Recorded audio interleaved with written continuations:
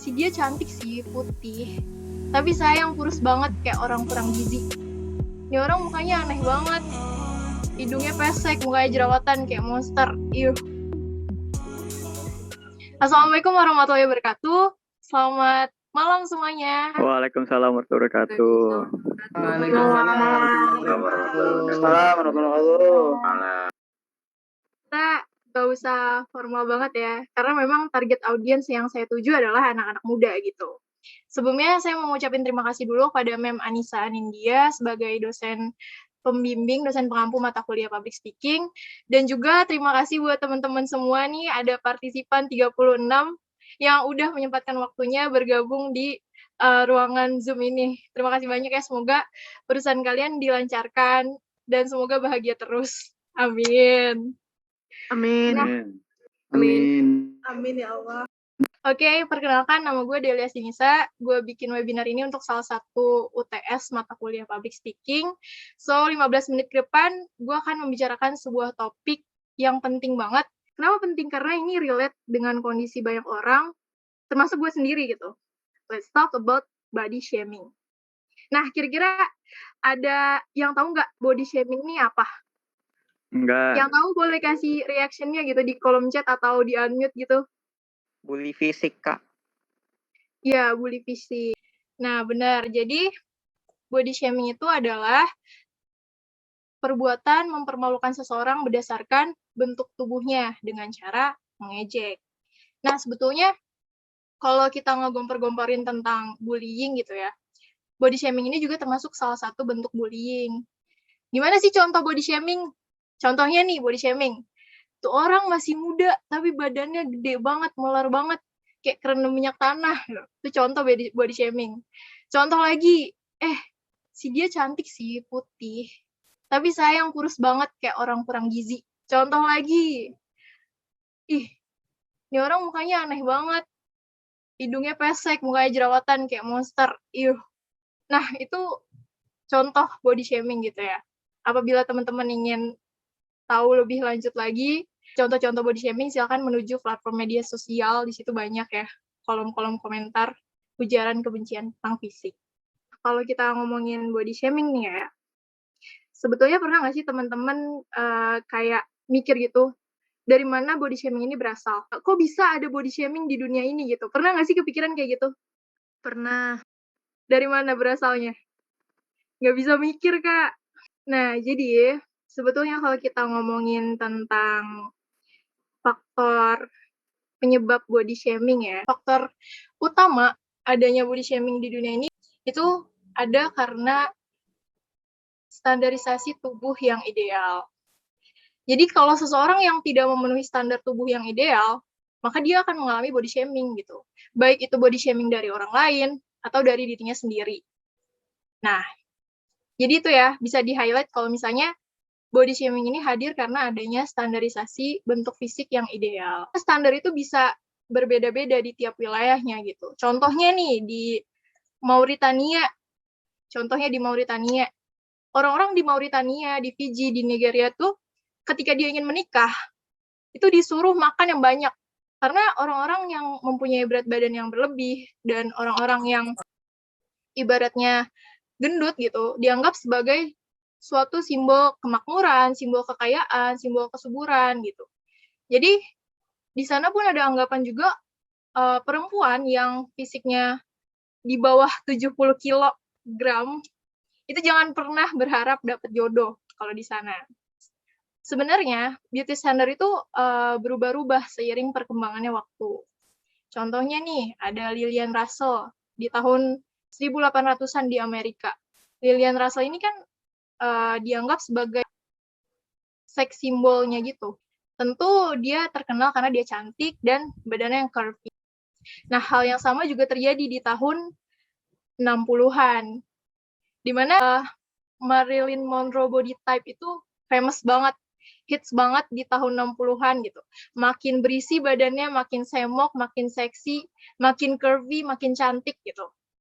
Dan sampai di tahun sekarang nih, tahun 2021, beauty standard kita udah mengalami perubahan lagi gitu. di Indonesia sendiri society sekarang sukanya sama perempuan yang bertubuh kurus, kulitnya putih, terus ya kinclong-kinclong gitu. Karena emang itu yang ditampilkan oleh media. Nah, kalau kita bicara lagi tentang penyebab pembentuk beauty standar, menurut gue media itu adalah salah satu kontributor terbesar membentuk beauty standar gitu di masyarakat. Karena gue anak komunikasi ya. Kenapa? Karena gue belajar itu. Media salah satu pembentuk beauty standar. Apa yang ditampilkan media, apa yang kita konsumsi setiap hari, itu pasti berpengaruh juga ke masyarakat dan kita. Selain itu juga ada beauty industry, di mana kalau dipikir-pikir lagi gitu ya, industri kecantikan ini agak cruel juga, agak keras gitu, garis keras lah. Beauty industry ini dia mencoba memperlihatkan model-model yang kulitnya putih, yang sesuai dengan apa yang ditampilkan oleh media, kemudian mengambil untung dari insecurity kita dengan cara menjual produk yang kiranya bisa menutupi ketidakpuasan terhadap fisik kita gitu. Jadi kayak ternyata jahat juga ya mengambil keuntungan dari insecurity kita gitu. Nah, jadi kita udah ngomongin tadi ya beauty standar. Beauty standar ini menyebabkan body shaming. Nah, body shaming ini akan mempengaruhi yang namanya body image. Kira-kira teman-teman ada yang tahu nggak body image itu apa? Gambar tubuh. Gambar tubuh, salah. Nih, aku bagi informasi ya kepada kalian semua. Body image itu adalah persepsi seseorang, pandangan seseorang terhadap fisiknya. Jadi body image itu subjektif banget karena adanya di mental kita. It's mental image. Jadi di sini ada dua macam tipe body image. Yang pertama ada body image positif dan body image negatif. Apa bedanya? Apa bedanya gitu ya? Kalau orang yang punya body image positif, dia akan merasa bentuk tubuhnya itu cukup untuk dia. Dia merasa percaya diri dengan fisiknya walaupun standar kecantikan di masyarakat itu, standar tubuh ideal di masyarakat itu, dia nggak memenuhi standar itu. Dia merasa cukup dan dia percaya bahwa dirinya ini lebih dari penampilan fisik aja gitu. Nah, kalau body image yang negatif, itu adalah kebalikannya. Di mana orang-orang yang punya body image negatif itu, dia merasa tidak percaya diri dengan apa yang dia punya. Dia merasa ada beberapa bagian di tubuhnya yang harus diubah atau melakukan plastik surgery dan lain sebagainya. Nah, ini body image yang negatif ini yang menjadi dampak gitu, yang mempengaruhi kondisi seseorang. Itu baik kondisi mental dan kondisi fisiknya. Nah, jadi dari body image yang negatif tadi, akibat dari body shaming, itu orang-orang akan memicu, orang yang punya body image negatif itu ada ketidakpuasan terhadap tubuhnya sendiri. Dia juga bisa kayak sampai depresi, terus juga bisa anxiety juga. Selain itu, bisa mempengaruhi kesehatan tubuhnya. Untuk ke kondisi fisiknya, orang-orang yang sering body shaming dan akhirnya memiliki body image yang negatif ini, dia bisa mengidap eating disorder, terutama anoreksia, bulimia, dan untuk case yang paling parah ya, yang paling ekstrim itu ada BDD, Body Dysmorphic Disorder, di mana orang-orang yang BDD ini punya penyakit mental, dia sering banget ngelihat refleksi dirinya di kaca, kemudian dia coba pinpoint kekurangan yang sebenarnya itu minor. Ibaratnya kayak kelainan mental gitulah.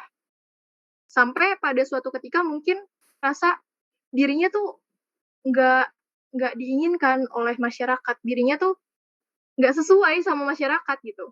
Akhirnya bisa meningkatkan resiko bunuh diri pada seseorang itu. Nah, kalau misalnya kita ngomongin tentang body shaming nih ya, mungkin yang ada di pikiran kita, ini tuh cuma menjangkit di perempuan aja. Kalau kita ngomongin body shaming itu ya, ada sebuah studi yang dilakukan di tahun 2013 oleh Daniel and Bridges, di mana studi ini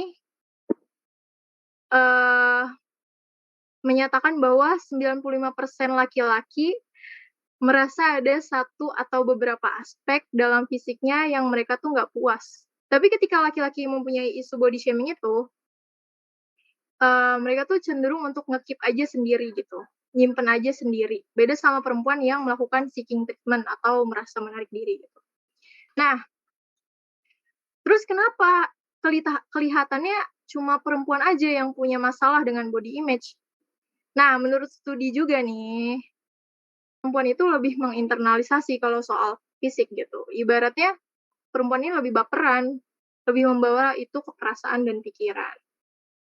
Selanjutnya, dari yang udah gue sampaikan tadi, gue bantu highlight ya, kalau ada hubungan keterkaitan antara body shaming, body image, dan standar kecantikan atau standar tubuh yang ideal. Jadi, body shaming itu akan mempengaruhi body image seseorang. Body shaming itu membentuk body image negatif pada seseorang. Kemudian, body image negatif itu hadir disebabkan oleh adanya ketidakpuasan fisik seseorang karena tidak memenuhi standar ideal. Dan ketika seseorang tidak memenuhi standar ideal tersebut, maka seseorang akan mendapatkan celaan fisik atau body shaming gitu. Nah, terus kira-kira apa nih solusi yang bisa kita lakuin untuk permasalahan ini? Ini 43 orang. Oh, banyakin percaya diri, Kak. Solusinya ikut mentoring. Love yourself, Kak. Oke. Ya, terima kasih banget reaction-nya teman-teman semua. Nah, menurut gue ya, solusi untuk permasalahan ini sulit ketika kita ingin mengubah sistem atau menghapuskan standar. Mohon ke media untuk mempunyai view yang positif terhadap body image gitu. Pada akhirnya kita balik lagi gitu, jadi tanggung jawab kita untuk lebih kritikal dan lebih mindful dengan apa yang kita lihat dan apa yang kita konsumsi. Kita seharusnya lebih sadar kalau diri kita ini lebih dari sekadar penampakan dari luar gitu. Dan kita juga harusnya lebih lebih bisa menerima segala kekurangan dan kelebihan kita. Karena itu yang bikin manusia unik, manusia beda. Menurut gue ya, misalnya kita ngeliat seseorang nih, meskipun seseorang di pikiran kita mukanya jelek, mukanya kayak monster, jerawatan, terus badannya gendut, itu mendingan stop di kepala kita aja. Udah selesai di kepala kita aja. Jangan sampai pemikiran kita tentang orang itu tuh keluar dari mulut kita dan menyakiti perasaan orang lain gitu. Nah, gue bahas tentang ini gitu ya, tentang body shaming, body image, dan standar kecantikan tadi. Gue mempunyai harapan semoga body shaming ini nggak dinormalize gitu, nggak dinormalisasi. Bahwa mengejek fisik seseorang itu bukan suatu hal yang wajar loh. Karena kebanyakan orang-orang tuh nggak sadar dengan apa yang keluar dari mulutnya. Yang itu sebetulnya membekas loh di orang lain gitu. Orang-orang tuh nggak sadar. Malah kadang orang tuh nge-body shaming datang dari orang-orang terdekat kita sendiri gitu. Misalnya teman gitu. Hussein Muhammad Iqbal, gendutan ya sekarang gitu. Danang Fatur Rizky, ini ya iteman ya sekarang gitu. Cabian ya pipinya. Penting banget untuk kita ini sih, untuk kita self love. Tahu kalau misalnya kita ini bukan cuma sekedar fisik keluar aja, tapi kita juga punya inner beauty.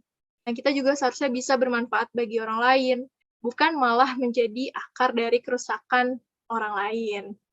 Jadi kayak gitu ya teman-teman semua. Terima kasih atas partisipasinya. Mohon maaf jika banyak kesalahan gitu ya, kesalahan teknis juga tadi. Ya, assalamualaikum warahmatullahi wabarakatuh.